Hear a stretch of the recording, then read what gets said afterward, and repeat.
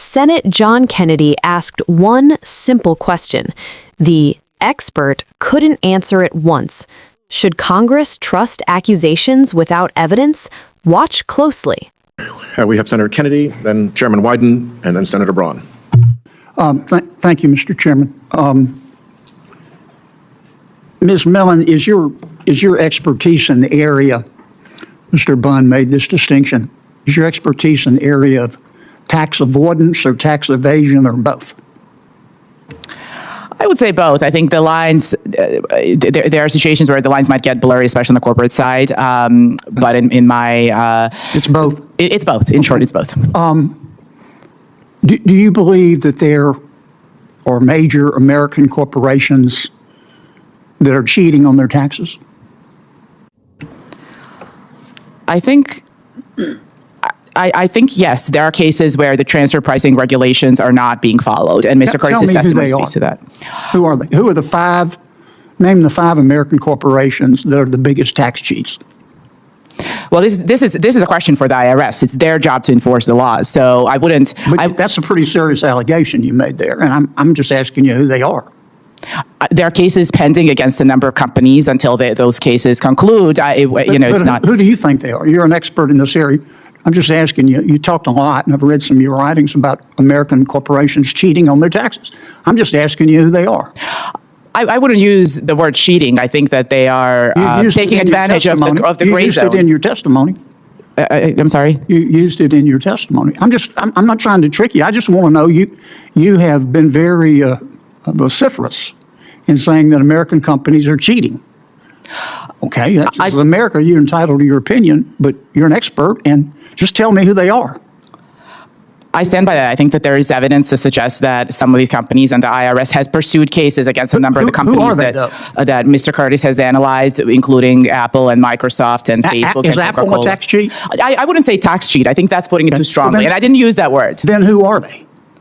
I wouldn't say tax cheats, but I think they are crossing the legal lines that have been set by Congress and by the IRS in the relevant regulations. And because the IRS is outgunned, they're not able to enforce the law against them. Let me start over. Do you believe that there are major American corporations cheating on their taxes? I believe they are coming very close to crossing the line, and it's difficult for IRS that is outgunned to enforce the line. Are they crossing the line or not? Well, it's up to the IRS to enforce the line if they don't have the resources. I'm asking you your opinion. You're an expert. I think there's a good case to be made that, yes, they are crossing the line. Yes. Okay. Yes. All right. Who are they? That's up to the courts and the IRS to determine. You made this allegation, but you don't want to say who they are? If you know who they are, you just don't want to tell us. I think that's been explained by Mr. Curtis in his analysis. I'm asking you to explain. You talk about tax cheats. I'm just asking you who they are, and you don't want to tell us? It's again, I think it's for the IRS to enforce the line, and we need to make sure that the IRS is properly... Well, do you have a list of these tax sheets? No. Okay. Have you been to the IRS and said, here are these companies and they're cheating on their taxes and I can show you how they're doing it? No, I'm not. That's not I've never practiced in that area of law. I'm not a tax whistleblower lawyer. All you've done is run around saying that American companies are cheating on their taxes. I can't tell you who they are, and I haven't been to the IRS to show my data to the IRS, but I want you to believe me that they're cheating on their taxes. Is that your testimony today? No, Senator, no. It sure sounds like it. I think that the case against some of these companies has been well documented in the public. Which companies? Let me ask you because I'm going to run out of time. Tell me in the last 23 seconds, here's your chance. You believe there are major American corporations cheating on their taxes. You just testified to that. I believe you told me yes. Tell me who they are.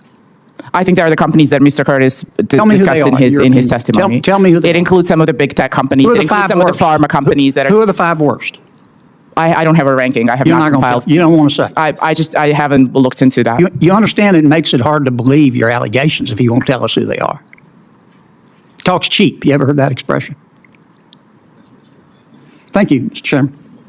Senator Wyden. Thank you very much. You've actually done some investigation in this space. With your cooperation. What you are about to see is exactly why millions of Americans no longer trust Washington experts.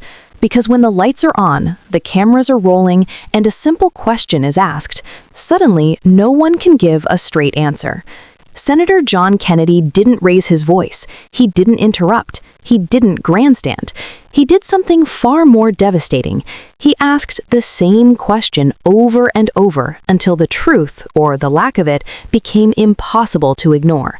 The witness came before Congress claiming expertise in tax avoidance and tax evasion, boldly suggesting that major American corporations are cheating on their taxes. That is a serious accusation. That is not academic theory. That is an allegation against American companies that employ millions of workers and fuel the U.S. economy. And so Senator Kennedy did what any responsible lawmaker should do. He asked one simple question: who are they?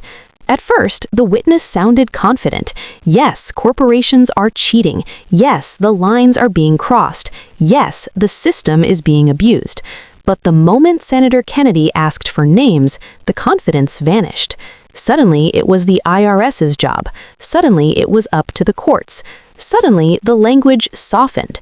Not cheating, the witness said, maybe crossing the line. Then it became coming close to crossing the line. Then it became that's not my role. Watch how fast the narrative collapses when accountability enters the room. Senator Kennedy wasn't asking for classified information. He wasn't asking for speculation. He was asking the man who called himself an expert to stand behind his own words.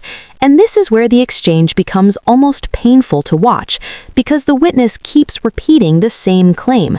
Big corporations are doing wrong, while refusing to name a single one. No list, no ranking, no report submitted to the IRS, no evidence personally delivered to enforcement agencies. Nothing, just vague accusations and shifting responsibility. Senator Kennedy circles back again and again, calmly, methodically, exposing the core problem. You cannot accuse without accountability. You cannot smear without specifics. You cannot demand more government power based on claims you refuse to substantiate. This is not about protecting corporations. This is about protecting truth. Because when unelected experts come to Washington, demonize American businesses, and then ask for expanded IRS authority, higher taxes, or broader enforcement powers, the American people deserve clarity. If companies are cheating, name them. If laws are being broken, show the proof. But if all you have is rhetoric, then rhetoric is all it should be treated as. Senator Kennedy's brilliance here is that he didn't let the witness escape into jargon. He didn't allow the discussion to drift into abstractions. He kept pulling it back to reality. Who are they? Name them. 5 companies, just 5.